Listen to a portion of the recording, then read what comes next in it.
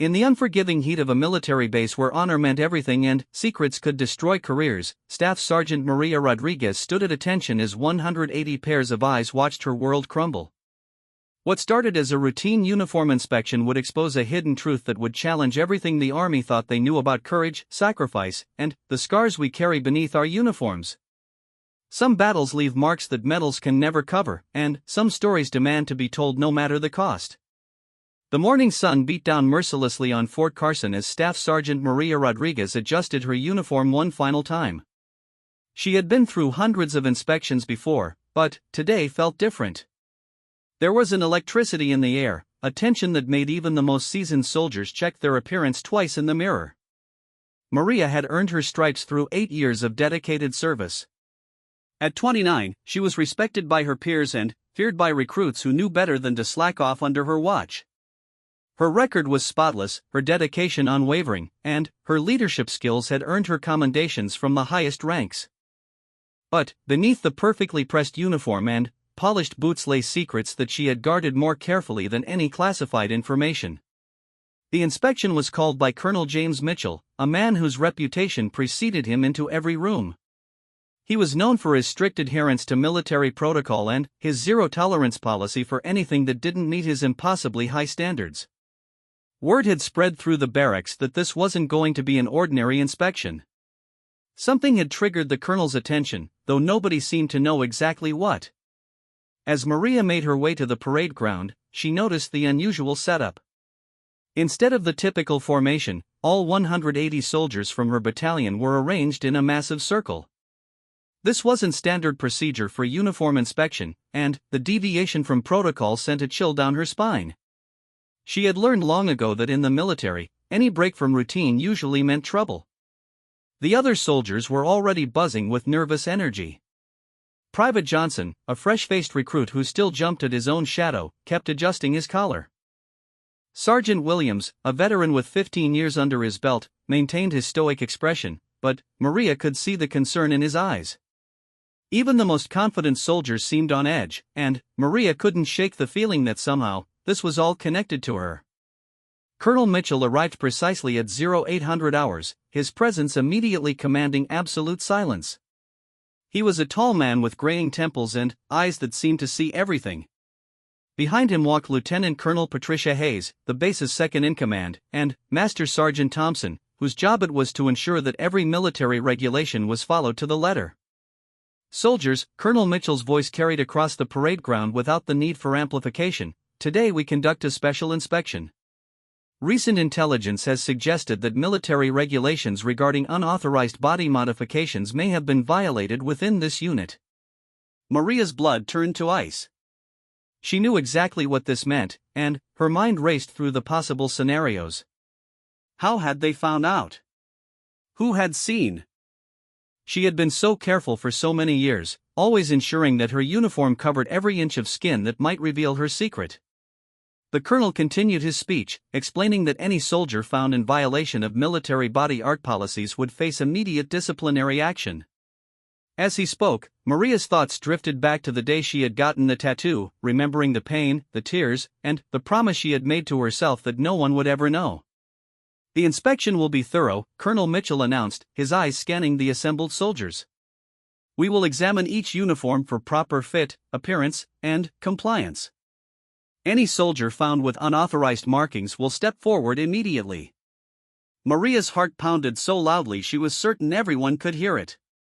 She had prepared for this moment in her nightmares, but facing it in reality was entirely different. Her hands trembled slightly as she maintained her position at attention, hoping that somehow this was all a coincidence and that the inspection would pass her by. The process began with the front row of soldiers. Each person was called forward individually, their uniform examined meticulously by the inspection team. Maria watched as soldier after soldier passed the review without incident. Some had minor infractions like a loose button or slightly scuffed shoes, but nothing that warranted more than a verbal warning. As the inspection moved closer to her position, Maria's mind raced through her options. She could claim illness and try to leave, but that would only delay the inevitable and likely make things worse. She could confess before being discovered, but that seemed like professional suicide.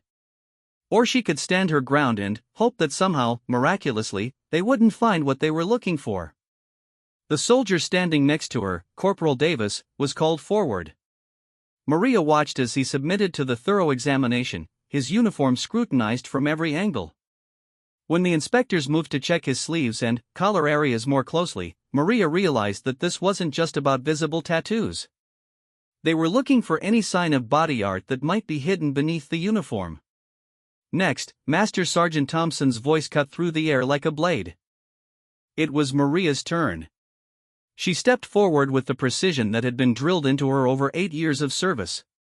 Her military bearing was perfect, her expression neutral, but inside she felt like she was walking toward the edge of a cliff. Everything she had worked for, everything she had built in her military career, was about to be put at risk. Colonel Mitchell looked at her with particular intensity. "Staff Sergeant Rodriguez," he said, and there was something in his tone that suggested this wasn't random. "You've been with this unit for how long?" "5 years, sir," Maria replied, her voice steady despite the storm raging inside her. "Exemplary service record," he continued, glancing at a folder in Lieutenant Colonel Hayes' hands. "Multiple commendations, leadership awards, the respect of your peers." "Thank you, sir." "Which makes what we're about to discuss all the more disappointing." The words hit Maria like a physical blow. They knew. Somehow, they already knew about the tattoo, and this entire spectacle was designed to publicly expose her secret. She maintained her composure, but inside she felt her carefully constructed world beginning to crumble. "Sir," she managed to say, hoping her voice didn't betray the panic she felt. Colonel Mitchell stepped closer, his eyes never leaving hers. "We have received information suggesting that you may be in violation of military regulations regarding body modifications. Specifically, reports of an unauthorized tattoo." The words hung in the air like an accusation. Around them, 179 other soldiers stood in absolute silence, witnessing what was clearly going to be a public disciplinary action. Maria could feel their eyes on her, could sense their shock and curiosity. She had always been seen as the perfect soldier, the one who never bent the rules, let alone broke them. "I understand you need to conduct your inspection, sir," Maria replied, knowing that any denial would be pointless if they had concrete information. "Indeed we do," Colonel Mitchell said. "And, given the serious nature of these allegations, this inspection will be more thorough than usual." Lieutenant Colonel Hayes stepped forward with what appeared to be a medical examination form. "Staff Sergeant Rodriguez, you are ordered to submit to a complete uniform inspection.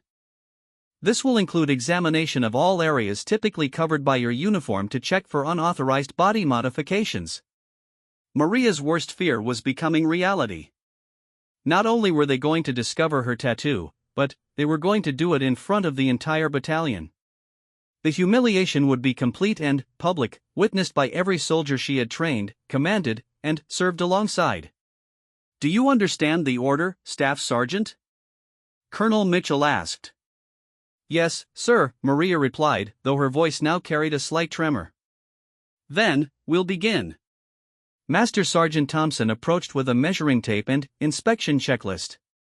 The routine parts of the inspection passed quickly. Her boots were properly polished, her uniform was correctly fitted, her insignia were properly placed.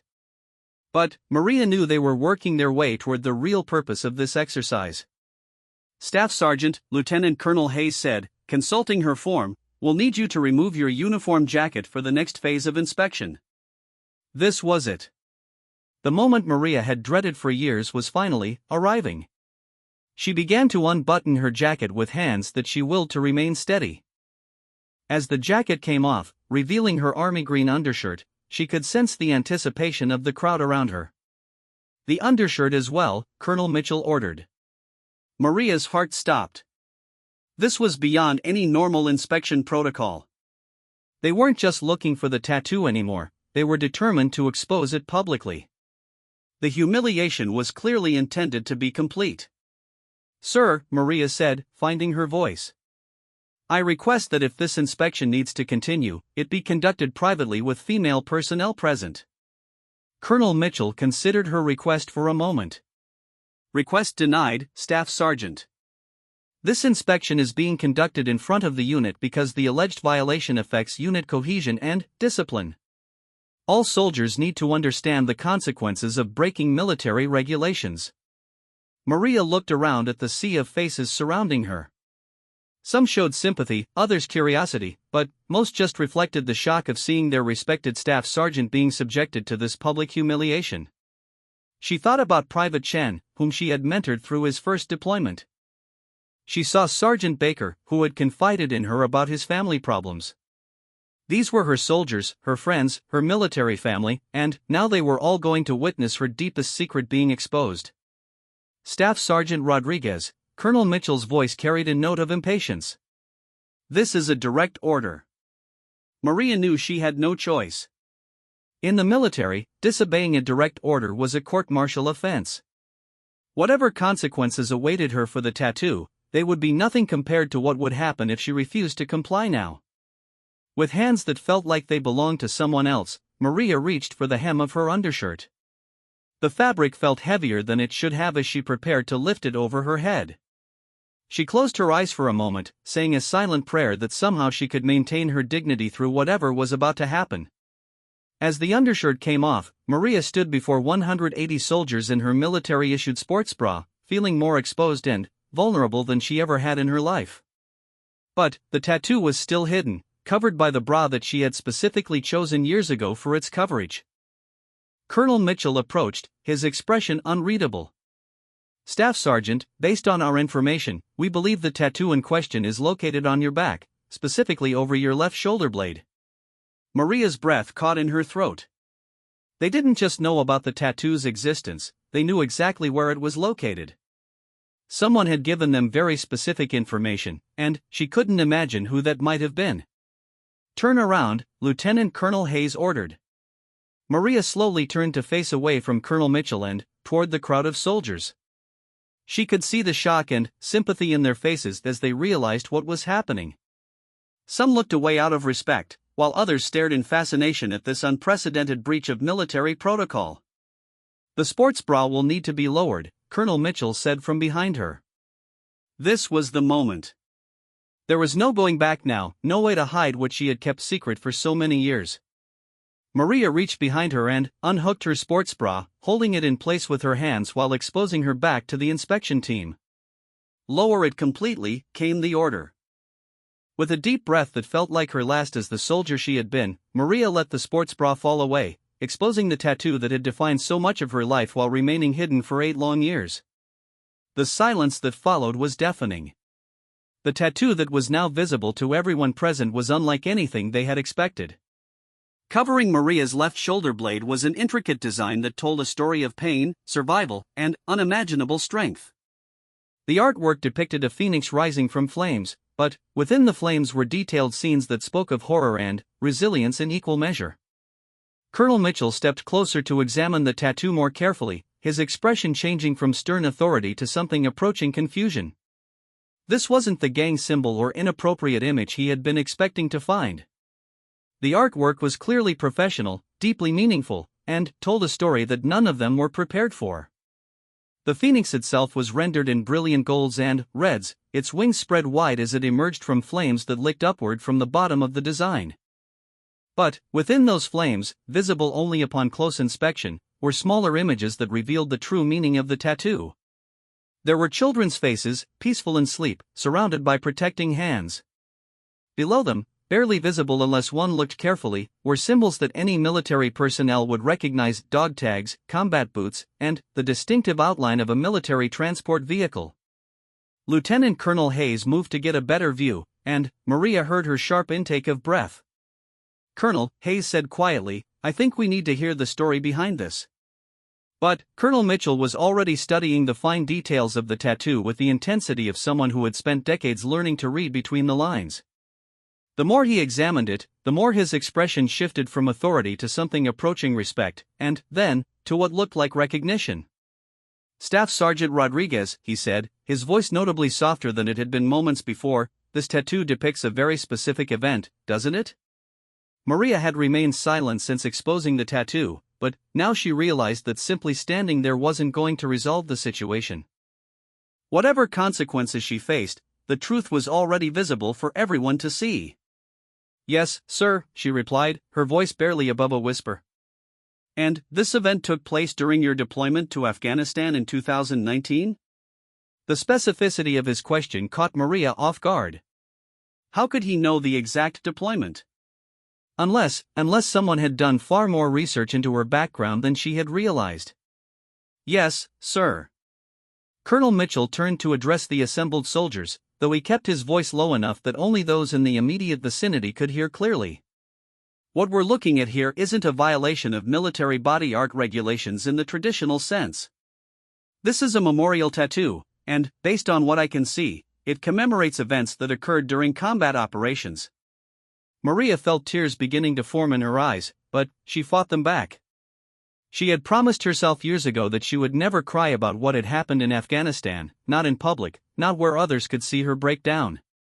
But, standing here, exposed and vulnerable in front of her entire unit, that promise was becoming harder to keep. "Staff Sergeant, Lieutenant Colonel Hayes said, approaching from Maria's side, would you be willing to explain the significance of this tattoo to Colonel Mitchell privately? We can conclude this inspection and allow you to dress." The offer of privacy was tempting, but Maria realized that the damage had already been done. Everyone had seen the tattoo, everyone knew it was there, and rumors would spread regardless of what happened next. If she was going to tell the story, perhaps it was better to tell it completely and publicly rather than let imagination and gossip fill in the details. "No, ma'am," Maria said, her voice growing stronger. "If the colonel wants to know the story, and if my unit needs to understand why I broke regulations, then they should hear it properly." Colonel Mitchell looked surprised by her response. "Staff Sergeant, you're not required to share personal information publicly. We can handle this through proper channels." "With respect, sir," Maria said, turning around to face him while holding her sports bra against her chest, "proper channels would have been following regulations and not getting the tattoo in the first place. Since we're already here, and since my soldiers deserve to understand their staff sergeant, I'd like to explain." The colonel studied her face for a long moment, perhaps recognizing the same determination that had earned her multiple commendations over the years. Finally, he nodded. "Very well. But, first, get dressed. We can continue this conversation with you in proper uniform." Maria quickly pulled her undershirt and jacket back on, grateful for the coverage but aware that the image of the tattoo was now burned into the memory of everyone present. When she was fully dressed again, she stood at attention and waited for permission to speak. "Proceed, Staff Sergeant," Colonel Mitchell said. Maria looked around at the faces of her soldiers, many of whom she had served alongside for years. She saw curiosity, sympathy, and, in some cases, a respect that hadn't been there before. Taking a deep breath, she began to tell a story that she had never spoken aloud to anyone. "In September 2019, I was deployed with the 82nd Airborne Division to Kandahar Province. My unit was tasked with providing security for humanitarian convoys delivering medical supplies and food to remote villages that had been cut off by Taliban activity.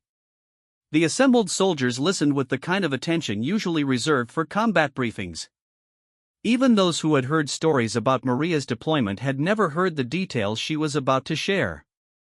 On September 15, our convoy was traveling to a village called Kala'ina when we received intelligence that a group of displaced children were stranded in an abandoned compound about 5 kilometers off our planned route. These weren't military-age males or potential combatants. They were children, ages 4 to 12, whose families had been killed or scattered during recent fighting. Maria paused, and Colonel Mitchell noticed that her hands, which had been steady throughout the entire inspection, were now trembling slightly. The compound had been bombed 2 weeks earlier, but these children had been hiding in the basement, surviving on rainwater and whatever scraps they could find. Our intel suggested that Taliban forces were moving into the area and would likely reach the compound within hours. Private Johnson, the young recruit who had been so nervous about the inspection, was now hanging on every word. Like many of the soldiers present, he had never been deployed and had only heard stories about the kind of situations that deployed units encountered. Command gave us permission to deviate from our route and attempt a rescue, but they also made it clear that we couldn't compromise our primary mission for an extended period. We had 30 minutes to reach the compound, gather any children we found, and get back to the convoy route. Maria's voice was steady now, but there was an intensity in her tone that suggested she was reliving every moment of that day. When we reached the compound, we found 7 children hiding in the basement. They were terrified, malnourished, and several were showing signs of illness. The youngest was a 4-year-old girl named Amara who hadn't spoken since her parents were killed. The oldest was a 12-year-old boy named Hassan who had been trying to take care of the others. Lieutenant Colonel Hayes was watching Maria's face carefully, recognizing the signs of someone recounting a traumatic but profoundly meaningful experience. We had to move fast. Taliban forces were approaching from the east, and we could already hear gunfire in the distance. My team and I loaded the children into our vehicles, but as we were preparing to leave, Amara broke away and ran back toward the compound. Maria closed her eyes briefly, and when she opened them again, there were tears that she no longer tried to hide. She was running back for a small doll that had belonged to her mother. It was the only thing she had left of her family. Without thinking, I went after her.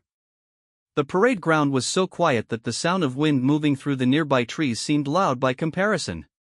As I reached Amara and picked her up, the compound came under attack. Taliban fighters had reached our position faster than expected, and they began firing at the building.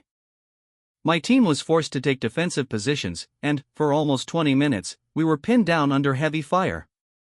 Colonel Mitchell was beginning to understand why this story had resulted in a memorial tattoo, and why Maria had been willing to break military regulations to commemorate it.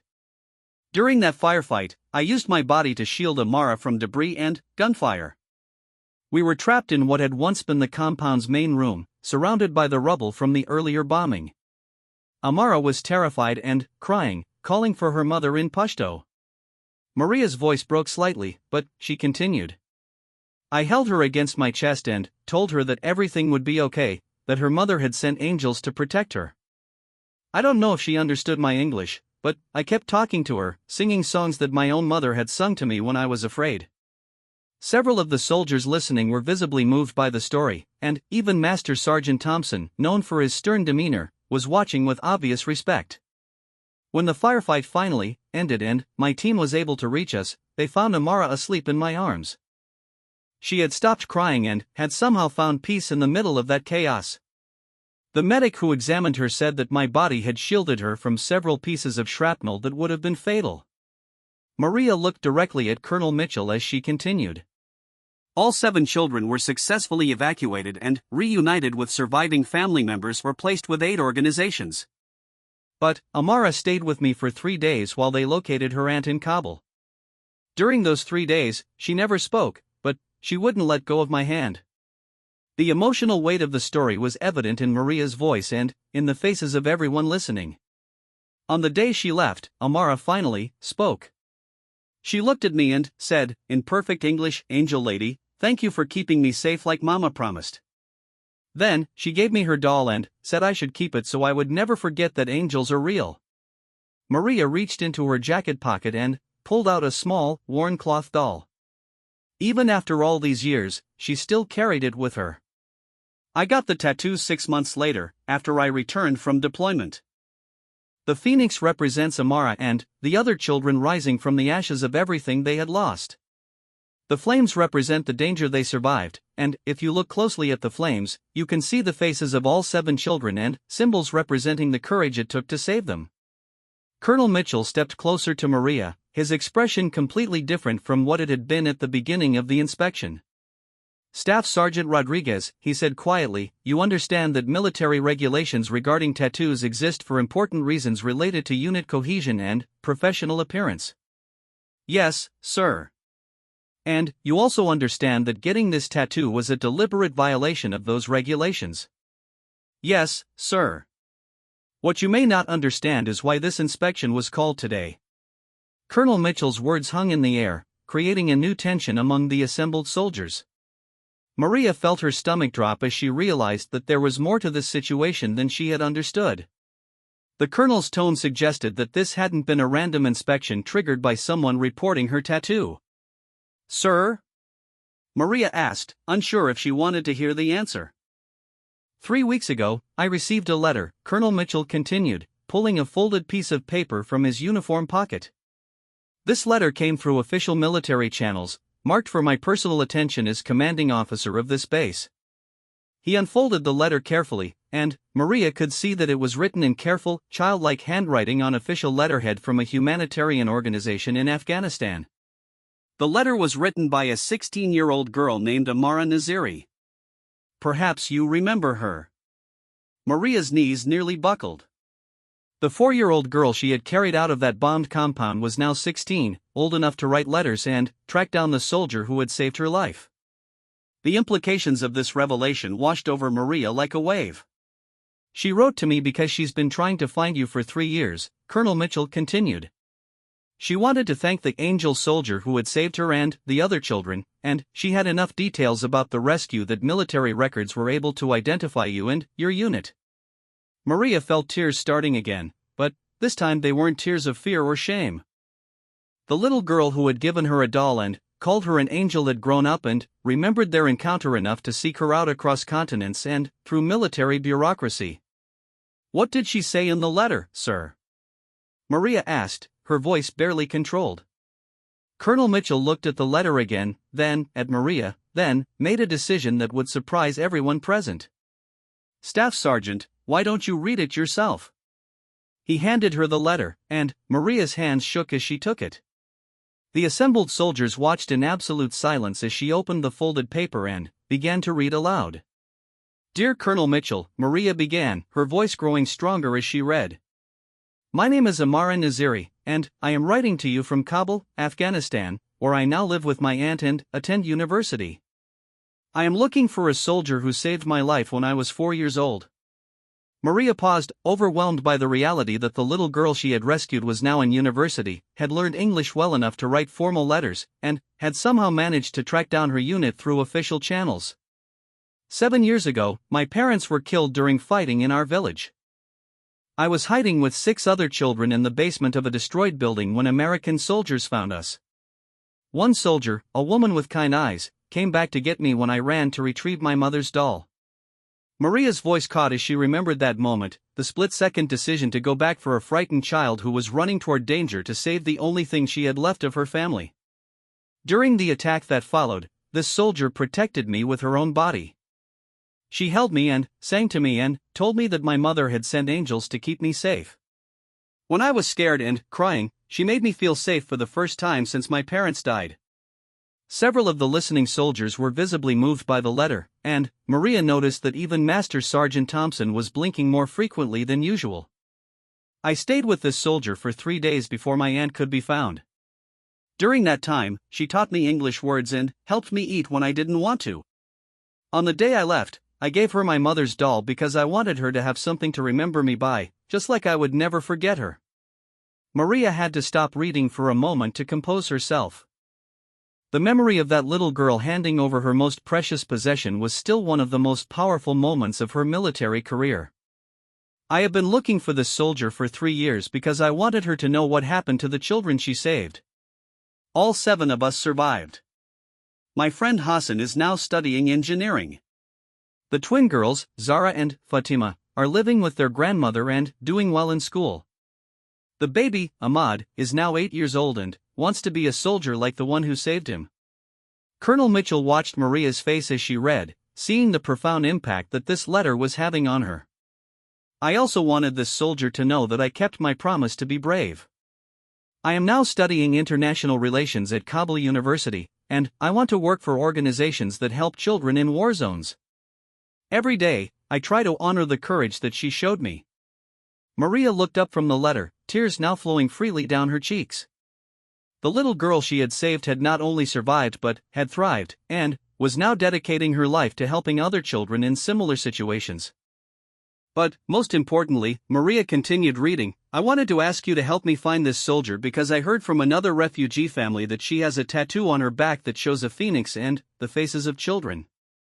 They said she got this tattoo to remember us, and that she sometimes gets in trouble for having it because it's against military rules. The assembled soldiers now understood completely why this inspection had been called. This wasn't about disciplinary action at all. It was about connecting Maria with the young woman whose life she had saved. If you can find this soldier, please tell her that Amara still has the English phrases she taught me, and that I still sing the songs she sang to me when I am scared. Tell her that the children she saved are all safe and happy, and that we think about our angel soldier every day." Maria's hands were shaking so much that she could barely hold the letter steady. "Please also tell her that she doesn't need to be in trouble for her tattoo anymore, because now there are people who can speak for why she has it. I have written to your government and to refugee organizations to tell them about what she did for us." Colonel Mitchell spoke up at this point. "Staff Sergeant, Amara wasn't the only one who wrote letters. Over the past month, I've received correspondence from the State Department, from the International Rescue Committee, and from the Afghanistan Ambassador's Office. Your actions in 2019 have been formally recognized by the Afghan government and by multiple humanitarian organizations." Maria looked at him in shock. She had never reported the details of the rescue beyond her basic after-action report. She had assumed it was just another day in a deployment full of difficult situations. "The reason for today's inspection wasn't to punish you for the tattoo," Colonel Mitchell continued. "It was to formally verify that you are indeed the soldier that Amara and the other organizations have been asking us to recognize." Lieutenant Colonel Hayes stepped forward with a folder that Maria hadn't noticed before. "Staff Sergeant Rodriguez, based on the testimony of the refugees you saved, and the documentation provided by multiple international organizations, you are being awarded the Army Commendation Medal for Heroism and the Humanitarian Service Medal." The words didn't seem real. Maria had spent 3 years worried about being discovered and disciplined for her tattoo, never imagining that the tattoo itself would lead to recognition rather than punishment. Furthermore, Colonel Mitchell added, "The Army has reviewed your case and determined that your tattoo qualifies for a religious and cultural exception under updated regulations. You will not face any disciplinary action, and you will not be required to have the tattoo removed or covered." Maria felt like the ground was shifting beneath her feet. Everything she had feared about this day had turned into something she never could have imagined. "There's more to Amara's letter," Colonel Mitchell said gently. "Would you like to finish reading it?" With trembling hands, Maria lifted the letter again. "I am graduating from university next year, and I have been accepted to study international law in the United States. If it is possible, I would very much like to meet my angel soldier again and thank her in person. I still have the doll she gave back to me before I left, and I would like to return it to her as a gift between friends instead of between a scared child and her protector." Maria's tears were now flowing freely, and she didn't care who saw them. The little girl she had saved was coming to America, was successful and educated and brave, and wanted to reconnect with the soldier who had helped her survive the worst day of her life. "Sir," Maria said, looking up at Colonel Mitchell, "is it really possible that I might see her again?" "More than possible, Staff Sergeant. It's already arranged." Colonel Mitchell gestured toward the main gate of the base, where a small convoy of vehicles was approaching. "The State Department and the International Rescue Committee have been coordinating this reunion for weeks. Amara arrived in the United States yesterday, and she's been staying with the family of one of the children you saved who immigrated here 2 years ago." Maria watched in disbelief as the vehicles stopped near the parade ground.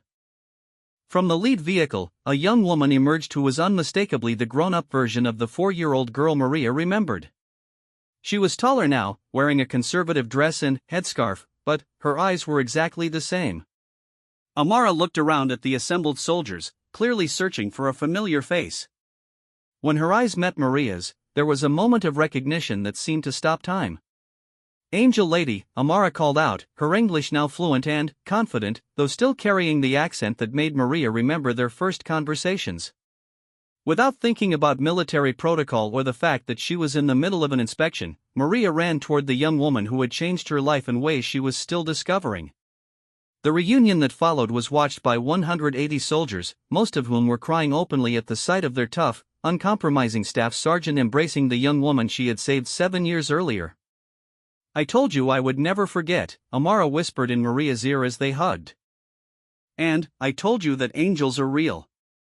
Maria held her tightly, remembering the terrified 4-year-old who had given her a doll and called her an angel, and marveling at the confident, educated young woman she had become. You kept your promise to be brave, Maria whispered back. You kept all your promises. When they finally separated, Amara reached into her bag and pulled out the same small cloth doll that Maria remembered, now carefully preserved and obviously treasured. This belongs to you now, Amara said, pressing the doll into Maria's hands. You gave it back to me when I was a child because you knew I needed something to remember my mother. Now I want you to have it because I want you to remember that the children you saved grew up to do good things in the world. Maria accepted the doll, feeling the weight of 7 years of memory and meaning contained in the small cloth figure. Colonel Mitchell approached the pair, his expression reflecting the pride and emotion that everyone present was feeling. Staff Sergeant Rodriguez, he said formally, in light of everything we've learned today, I have one more thing to tell you. Maria looked at him expectantly, wondering what else this extraordinary day could possibly hold. Based on Amara's testimony and the documentation from multiple organizations, your actions in Afghanistan have been submitted for consideration for the Soldier's Medal, the Army's highest award for heroism not involving actual conflict with the enemy. The words didn't quite register at first. The Soldier's Medal was one of the highest honors the Army could bestow, typically reserved for extraordinary acts of courage that went far beyond the call of duty. Furthermore, Colonel Mitchell continued, you're being offered a position with the Army's Humanitarian Operations Division, where your experience and obvious gift for this type of work would be invaluable. Maria looked around at her assembled unit, at Amara standing beside her, at the officers who had just transformed what she expected to be the worst day of her military career into something she couldn't have imagined in her wildest dreams. The news of Maria's reunion with Amara spread far beyond the confines of Fort Carson. Within hours, photographs and video footage from the ceremony had been shared across military social media networks, and, by the end of the day, major news outlets were calling the base requesting interviews. Maria found herself thrust into a spotlight she had never wanted or expected. The story of the staff sergeant with the hidden tattoo who was reunited with the refugee she had saved captured public attention in a way that surprised everyone involved. But, more than just being a feel-good story, it sparked conversations about military regulations, the nature of heroism, and the long-term impact of individual actions during wartime. The first interview request came from Military Times, followed quickly by CNN, NBC, and, eventually, international outlets. The Army's Public Affairs Office worked closely with Maria to manage the media attention, but they also recognized the positive impact the story was having on public perception of military humanitarian efforts. Staff Sergeant, said Captain Jennifer Walsh from Public Affairs, we're getting requests for interviews from around the world. The story has resonated with people in ways we didn't anticipate. Maria sat in the conference room where they were planning her media schedule, still processing everything that had happened over the past week. Amara was staying on base as a guest of the Army while her visa paperwork was processed, and Maria had been given special leave to spend time with her and prepare for the media attention. I never wanted to be famous, Maria said honestly. I just did what any soldier would have done in that situation. But that's exactly why the story is so powerful, Captain Walsh replied. You're not claiming to be a hero. You're just someone who saw children in danger and risked everything to help them. That's the kind of story that reminds people why they support the military. Amara, who was sitting across the table, had been quiet during most of the meeting, but now she spoke up. May I say something? She asked politely. Of course, Captain Walsh replied. In Afghanistan, we have heard many stories about American soldiers, but most of them are about fighting and war. This story is different because it shows that soldiers are also protectors and helpers. My friends at university are very excited to learn about Maria because it changes how they think about the military. Maria realized that the impact of their reunion was extending far beyond her own life. Amara's perspective as a refugee who had been helped by American forces was providing a counter-narrative to some of the more negative stories about military involvement in Afghanistan. The first major interview was scheduled with CNN, and Maria spent hours preparing with the public affairs team. They practiced potential questions, discussed which aspects of the story were appropriate to share, and worked on messaging that would honor both Maria's service and Amara's experience without compromising operational security. On the day of the interview, Maria wore her dress uniform with all her ribbons and medals, including the newly awarded Army Commendation Medal for Heroism. The interviewer, a veteran journalist named Sarah Chen, had clearly done her research and asked thoughtful questions about both the rescue operation and the decision to get the memorial tattoo. Staff Sergeant Rodriguez, Sarah began, when you made the decision to go back for Amara when she ran toward the compound, what went through your mind? Maria had been asked this question dozens of times during media training, but, sitting in front of the cameras, she found herself thinking about it differently. Honestly, I don't think I made a decision in the traditional sense, Maria replied. When you see a 4-year-old child running toward danger, your training and your instincts take over. My job as a soldier is to protect people who can't protect themselves, and, in that moment, there was nothing more important than making sure she was safe. And, the tattoo that nearly got you in trouble, tell us about the decision to memorialize these children permanently on your body. Maria glanced at Amara, who was watching from the side of the studio, before answering. The tattoo wasn't about breaking regulations or making a statement. It was about carrying a reminder of why I serve. Those children showed me courage that I didn't know was possible. A 4-year-old girl who had lost everything still trusted enough to hold my hand and call me an angel. That kind of faith and resilience deserves to be honored. The interview continued for 30 minutes, covering Maria's background, the details of the rescue operation, and her thoughts on military humanitarian work. But the most powerful moment came when Amara joined them on camera. Amara, Sarah said, you've spent 3 years tracking down the soldier who saved your life. What did you want to tell her? Amara sat up straight, her composure remarkable for someone so young who was speaking on international television. I wanted her to know that the children she saved didn't just survive, we became successful because she showed us that there are people in the world who will risk everything to help others. When I was studying for difficult exams, or when I was scared about coming to America, I would remember how brave she was, and it would make me brave too. Sarah turned back to Maria. How does it feel to know that your actions had such a lasting impact? Overwhelming, Maria admitted. When you're deployed, you focus on the mission and getting everyone home safely. You don't think about the long-term consequences of individual actions. To learn that Amara and the other children not only survived but thrived, that changes how you see your own service. The interview aired that evening and was shared millions of times across social media platforms. Comments poured in from veterans sharing their own stories of humanitarian operations that had never received recognition, from refugees expressing gratitude for military personnel who had helped them, and from active duty soldiers saying the story reminded them why they had joined the military. But the impact extended beyond just positive publicity for the Army. Within a week of the interview airing, the Department of Defense announced a review of military tattoo regulations, specifically regarding memorial tattoos that commemorated humanitarian operations or honored fallen comrades. Representative Patricia Gonzalez from Maria's home district in Texas introduced a bill in Congress called the Humanitarian Service Recognition Act, which would create formal pathways for military personnel to be recognized for humanitarian actions that went above and beyond normal duties. Maria received hundreds of letters from around the world. Veterans wrote to share their own stories of meaningful tattoos that commemorated their service. Refugees from various conflicts wrote to thank her for representing the positive role that military personnel had played in their lives. Parents wrote to say that they were proud to have their children serve in a military that valued both strength and compassion. One letter particularly moved Maria. It came from Hassan, the 12-year-old boy who had been the oldest of the children she rescued and who was now studying engineering. Dear Staff Sergeant Rodriguez, the letter read, I am Hassan Ahmadi. I was 12 years old when you saved my life and the lives of 6 other children. I wanted you to know that I am now studying to be an engineer so that I can help rebuild the places that war has destroyed. When we were hiding in that basement, I thought we were all going to die. I had given up hope that anyone would find us or care about what happened to us. When your soldiers came, and when you went back to save Amara even though it was dangerous, you showed me that there are people who believe children's lives are worth protecting.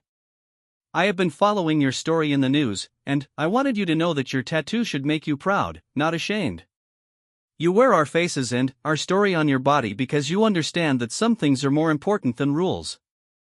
Next year, I will graduate with my engineering degree, and I have been accepted to a graduate program in the United States. I hope that someday I can meet you and thank you in person, just like Amara did. Until then, please know that every building I help design, every road I help construct, and every bridge I help build will be my way of honoring the courage you showed when you saved us." Maria read Hassan's letter aloud to Amara during one of their daily walks around the base. Amara had been staying in the guest quarters for 2 weeks while her university paperwork was finalized, and they had spent hours each day talking about their memories of that September day and their hopes for the future.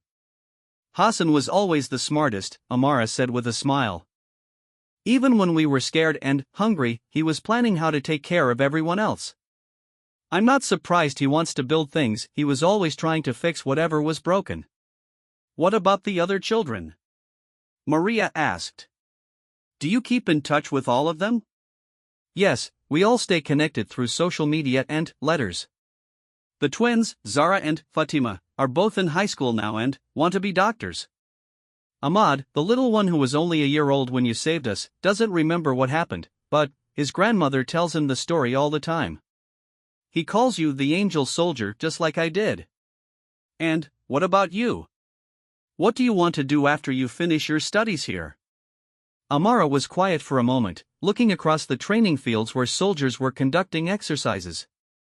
"I want to work for the United Nations or another international organization that helps children in war zones. But I also want to do something that helps people understand that soldiers like you exist. Many people in my country only hear stories about the bad things that happen during war. They don't know about the good things, about the people who risk their lives to save others." Maria understood what Amara was saying. Military operations often focused necessarily on strategic objectives and security concerns, but the humanitarian aspects of deployment were sometimes overlooked in both military and civilian discussions of armed conflicts. "Have you thought about what specific kind of work you'd like to do?" Maria asked. "Actually, yes. I want to create a program that connects soldiers who have done humanitarian work with the people they helped, if both sides want that connection. I think there are probably hundreds of stories like ours that never get told because people lose touch with each other." The idea was brilliant in its simplicity. Maria realized that there were likely thousands of military personnel who had helped civilians during deployments and who never learned what happened to those people afterward. Similarly, there were probably refugees and civilians around the world who wanted to thank military personnel but had no way to find them. "That's an incredible idea, Amara. You could help so many people find closure and connection." "I want to call it the Angel Project," Amara said with a shy smile. "Because you taught me that angels are real, and sometimes they wear uniforms." Over the following weeks, as media attention continued to grow and more details of Maria's story became public, she began receiving letters and messages from other military personnel who had similar experiences. A Navy medic wrote about treating injured children during a humanitarian mission in the Philippines. An Air Force loadmaster described delivering medical supplies to isolated villages during a natural disaster response. A Marine wrote about protecting refugees during an evacuation operation. Each story was different, but they all shared common themes: military personnel going above and beyond their basic duties to help civilians whose lives were changed by those acts of kindness, and a disconnect between the two groups that prevented them from knowing the long-term impact of their interactions. Maria began to see that her story with Amara wasn't unique, it was just one example of thousands of similar connections that had been made but never celebrated. The tattoo controversy that had seemed so important a few weeks earlier now seemed like a minor detail compared to the larger conversation about the humanitarian role of military service.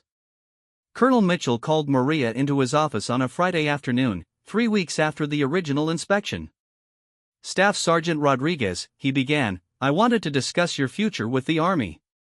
The offer to join the Humanitarian Operations Division is still open, but I've also received some other interesting proposals." "What kind of proposals, sir?" "The State Department has asked if you'd be willing to serve as a liaison between military humanitarian operations and civilian refugee organizations. It would involve travel, speaking engagements, and working directly with people like Amara to document and publicize positive military-civilian interactions." Maria considered this carefully. It would mean leaving her unit and moving into a completely different type of military service. There's also been interest from several universities in having you speak about your experiences, Colonel Mitchell continued. And, the International Rescue Committee has asked if you'd consider working with them to develop training programs for military personnel who work with displaced civilians. Sir, all of these opportunities sound incredible, but I need to ask, what about my soldiers? My unit? These people depend on me, and I don't want to abandon them for personal advancement.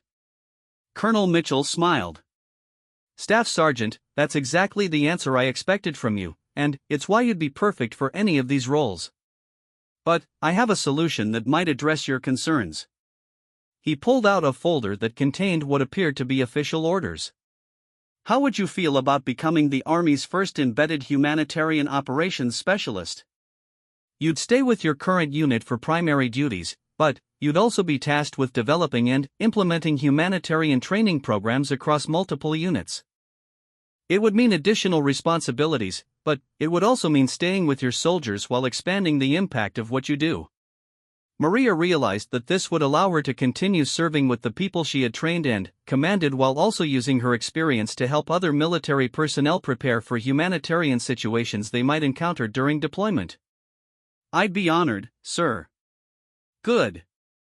Because there's one more thing. Colonel Mitchell handed her the folder. Congratulations, Sergeant First Class Rodriguez. Your promotion is effective immediately, and your new role begins next month. 1 year later, Sergeant First Class Maria Rodriguez stood before an audience of 500 military personnel, humanitarian workers, and international relations students at Georgetown University. The auditorium was packed beyond capacity, with attendees sitting in the aisles and standing along the walls. She was delivering the keynote address at the first annual Humanitarian Military Operations Conference, an event that had grown out of the attention her story had generated. In the front row sat Amara, now a graduate student at Georgetown School of Foreign Service, working on her thesis about military-civilian cooperation in humanitarian crises.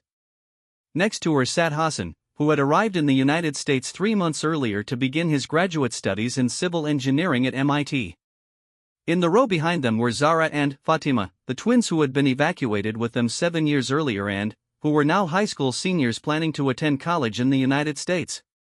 All 7 of the children Maria had rescued that day in Afghanistan were now not only alive and thriving but were actively working to help other people in similar situations. Their success had become a powerful testament to the long-term impact that individual acts of courage could have on the world. Ladies and gentlemen, Maria began, looking out at the diverse audience. A year ago, I was worried about getting in trouble for a tattoo. Today, that same tattoo has become a symbol of something much larger than any of us imagined. She clicked a remote, and the screen behind her displayed a map of the world with dozens of red pins marking locations where military personnel and the civilians they had helped had been reconnected through what was now known as the Angel Project. When Amara first proposed creating a network to connect military personnel with the people they had helped during humanitarian operations, we thought we might find a dozen or 2 dozen similar stories. What we discovered was that there are thousands of these connections waiting to be made. The Angel Project had officially launched 6 months earlier as a joint initiative between the Department of Defense, the State Department, and several international humanitarian organizations. The project maintained a secure database where military personnel could register humanitarian actions they had taken during deployments, and where civilians who had been helped by military personnel could search for their rescuers. The results had been overwhelming. In just 6 months, the project had facilitated over 300 reconnections between military personnel and the civilians they had helped. Each reunion had its own story, its own emotional impact, and its own demonstration of the positive role that military service could play in individual lives. Today, I want to share some of those stories with you, Maria continued, because they show that what happened with Amara and me wasn't unique. It was part of a pattern of human connection that spans cultures, languages, and continents. She clicked to the next slide, which showed a photograph of a Navy corpsman embracing an elderly Japanese man. Petty Officer 2nd Class James Park was serving aboard the USS Ronald Reagan during the 2011 tsunami response in Japan. During the evacuation of a nursing home in Minamisanriku, he carried an 82-year-old man named Hiroshi Tanaka to safety after the man refused to leave without his wife's photograph. The photograph on the screen showed the reunion that had taken place just 2 months earlier at a Navy base in San Diego, where Hiroshi had traveled specifically to thank the young sailor who had saved his life. Mr. Tanaka had spent 10 years trying to find the American sailor who had not only saved his life but had gone back into the damaged nursing home to retrieve the photograph of his deceased wife. Last month, the Angel Project connected them, and Mr. Tanaka was able to present Petty Officer Park with a hand-carved wooden sculpture that he had been working on for a decade, waiting for the day he could say thank you.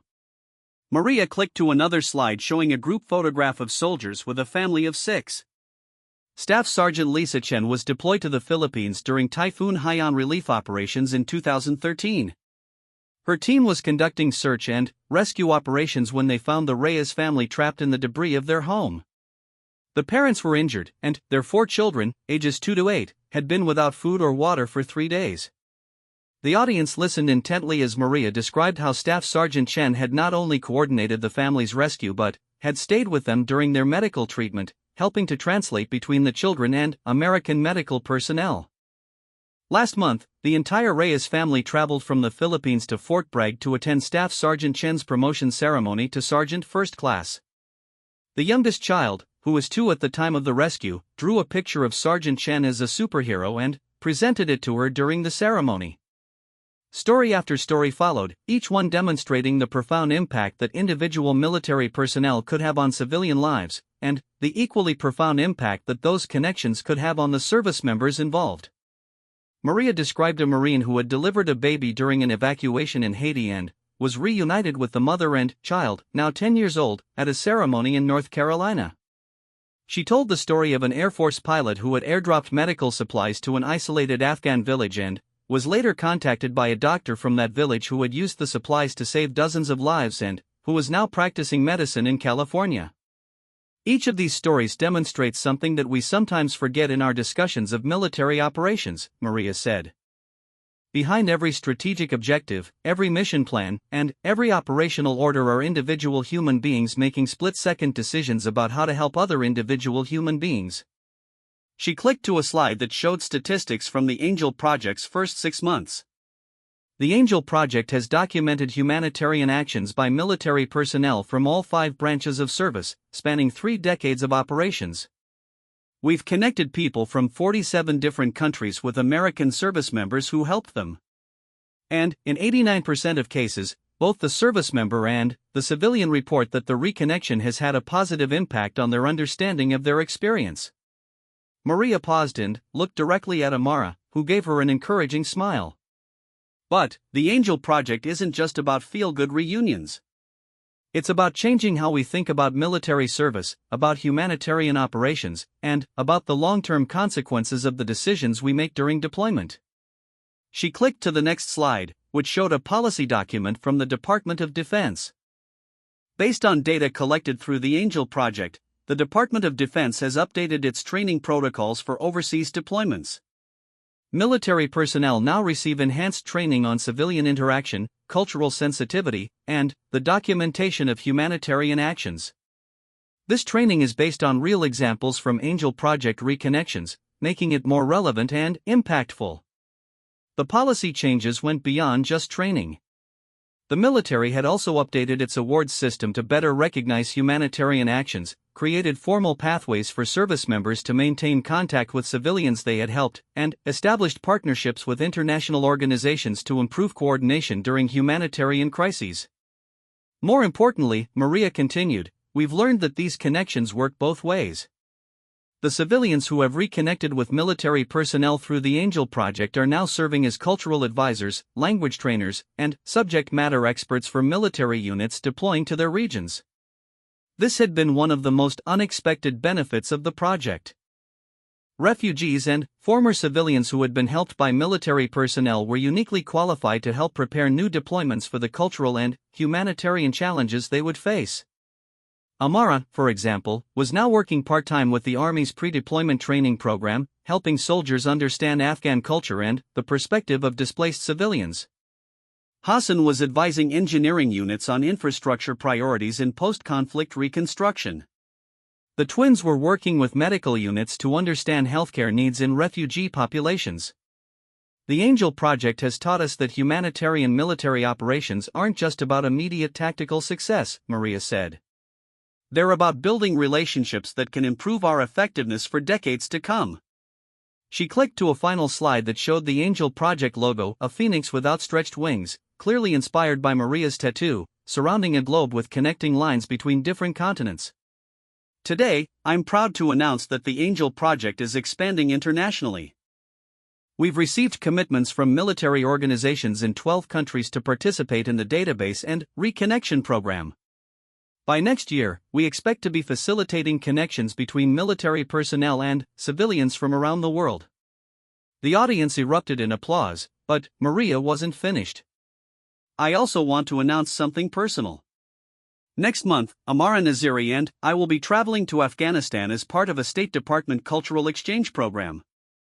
We'll be meeting with government officials, humanitarian organizations, and military personnel to discuss how programs like the Angel Project can improve relationships between international military forces and civilian populations.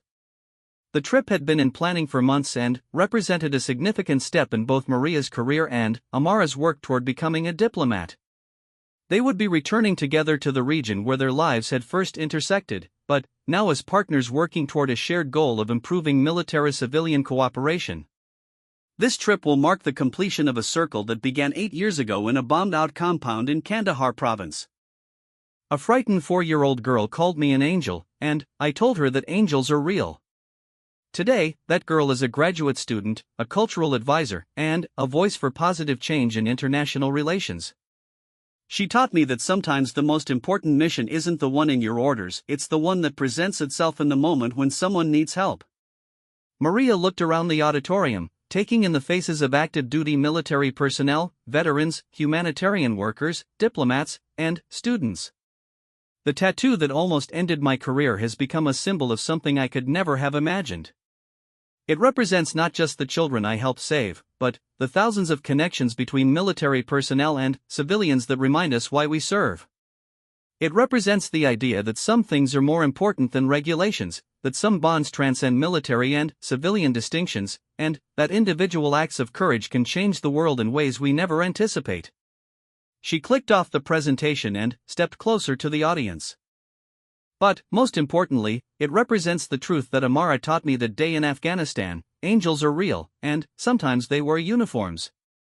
And sometimes the people we think we're saving end up being the ones who save us. The standing ovation that followed lasted for nearly 5 minutes. As Maria looked out at the applauding audience, she caught sight of Colonel Mitchell in the back of the auditorium. He was in civilian clothes, having retired from the Army 6 months earlier, but he had traveled from Colorado specifically to hear Maria speak. After the formal presentation ended, Maria was surrounded by people wanting to share their own stories, ask questions about the Angel Project, or simply thank her for bringing attention to the humanitarian aspects of military service. But, eventually, she made her way to where Amara, Hassan, and the twins were waiting. "So," Amara said with the same smile that Maria remembered from their reunion a year earlier, "ready to go back to Afghanistan?" "Are you?" Maria asked. "I've been ready since the day I wrote that letter to Colonel Mitchell. This is what I've been working toward my entire life, the chance to use my story and your story to help other people." Hassan stepped forward. "I wanted to thank you again, in front of everyone. When I was 12 years old, I thought my life was over. Because of what you did, I'm now an engineer who will spend his career building things that help people. That transformation started the day you decided that 7 children were worth risking your life for." Zara, now 17 and planning to study international medicine, spoke for both twins. "Fatima and I have been talking about this conference and about everything that's happened since you and Amara reconnected. We want you to know that every choice we've made about our education and our careers has been influenced by the example you set. You showed us that people can choose to help others even when it's dangerous or difficult." Maria felt the same overwhelming emotion that she had experienced during their reunion a year earlier. These young people had not only survived their traumatic childhood experience but had been motivated by it to dedicate their lives to helping others. You know, Maria said, looking at the four young people who had grown up to become engineers, diplomats, and future doctors. When I went back for that doll that day, I thought I was just helping one scared little girl. I never imagined that I was actually helping to shape the people who would go on to help thousands of others. That's the point of the Angel Project, Amara said. Every time someone chooses to help another person, they're creating ripples that spread outward in ways they can't predict. Your choice to help us created ripples that reached around the world and changed how military organizations think about their humanitarian role. As they walked out of Georgetown's auditorium and into the crisp autumn evening, Maria reflected on how dramatically her life had changed in just 1 year. The tattoo that had once been a secret source of anxiety was now displayed proudly on promotional materials for the Angel Project. The violation of military regulations had become the foundation for new policies that better supported military personnel who went above and beyond their duties to help civilians. Most importantly, the little girl who had called her an angel had grown up to become a force for positive change in the world, and together they were working to ensure that other people could benefit from the same kinds of life-changing connections. You know what the best part is? Amara said as they walked toward the metro station. What's that? In 3 weeks, when we're back in Afghanistan, we get to meet the families of 24 other children who have been helped by American military personnel over the years. The Angel Project has been tracking them down, and they're all thriving. Engineers, doctors, teachers, business owners, all of them successful because someone in uniform decided their lives mattered. Maria smiled, thinking about the speech she would give when they met those families, about the photographs that would be taken, and about the new connections that would be made. But, mostly, she thought about a small cloth doll that she still carried with her everywhere, a reminder that sometimes the most important missions are the ones that aren't in the orders, and that angels really are real, they just sometimes wear uniforms and get tattoos to help them remember why they serve. The circle was complete, but it was also just the beginning.